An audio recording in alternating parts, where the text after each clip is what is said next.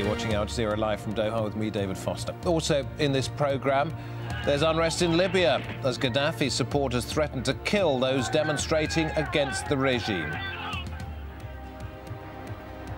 In Egypt, a day of prayer and rejoicing a week after the fall of Hosni Mubarak.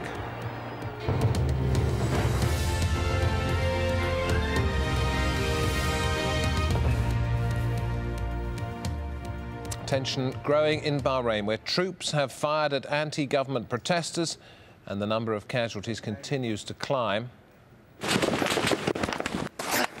Well, just before sunset, shots heard. And we understand these may well be some of the people who had been taking part in the final day of mourning for the very first protester to be killed as they made their way close to the area called Pearl Square, Pearl Roundabout. They came across government forces, not this time we understand police forces, but members of the army, possibly of the Air Force, because suggestions were that there were shots fired from the helicopters as well. Now this appears to us to be tear gas that's being fired. You can see the flares coming from the muzzles on the right-hand side of your screen and the smoke drifting off to the left. Doctors we spoke to at the local hospital, Sulaymaniyah Hospital, said they were overwhelmed with casualties, some of them seriously hurt. And another doctor we spoke to said that ambulances were being prevented from getting to that area to help the injured. We'll just let these pictures play out on our screens. Demonstrations, marches have been banned by the Bahraini authorities, although they did let a number of people, thousands in fact, take part in funeral processions earlier in the day and also in pro-government demonstrations. But serious trouble tonight, we understand. And our correspondent in Manama, who's been down to the area around Sulaymaniyah Hospital, joins us on the phone now. First of all, tell us what seemed to happen around Pearl Square earlier on.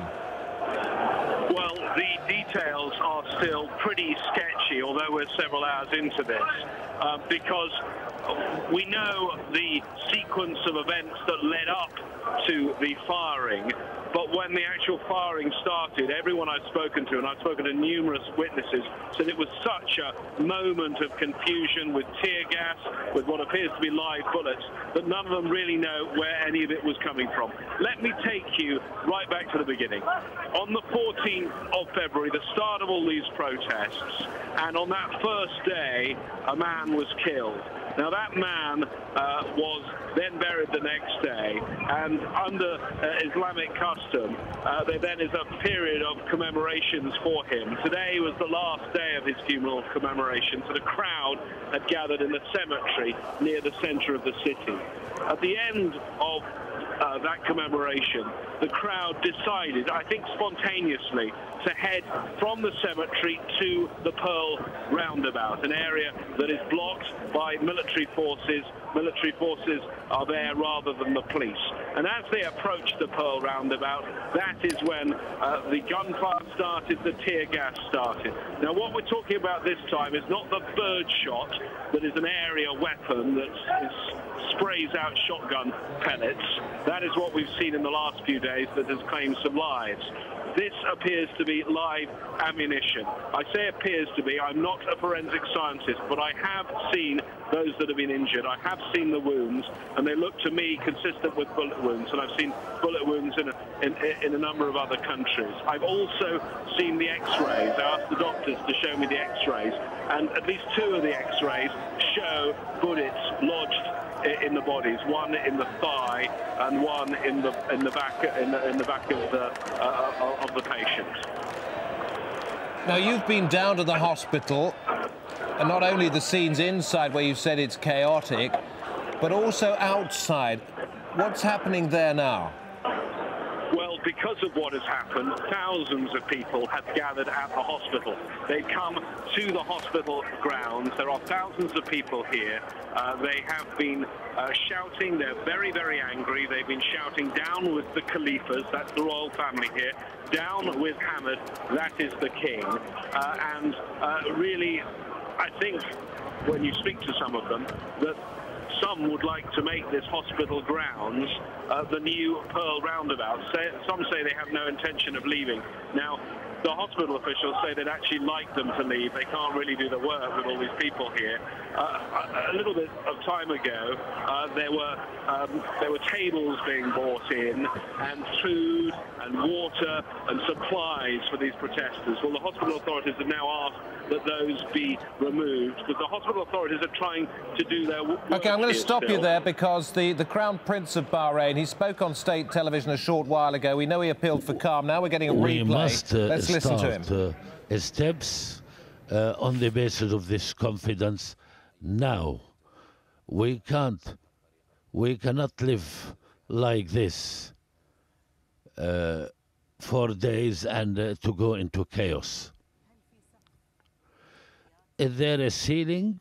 Is there a ceiling for sacrifices?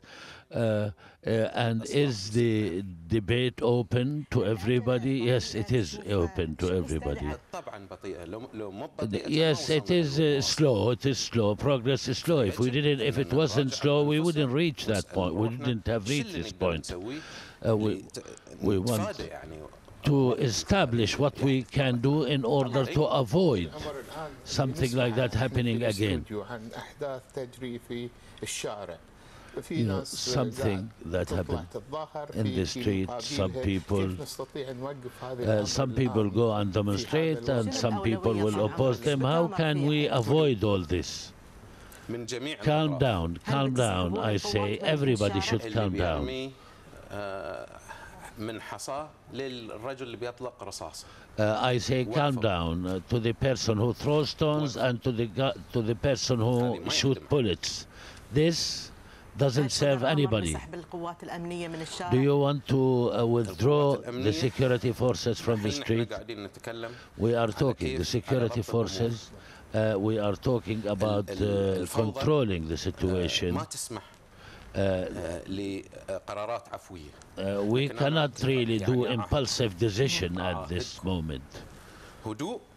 Quiet, and everything will return to normal. This offer of talks was not offered before. Today we've seen to what limit everybody is prepared to go to.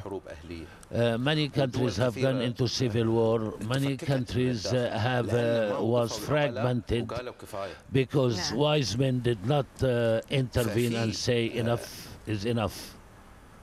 Now there are intentions from all sides. It has to be collective. It has to be collective. It has to involve everybody. Some people feel that they have no voice. Is there any vision on we cannot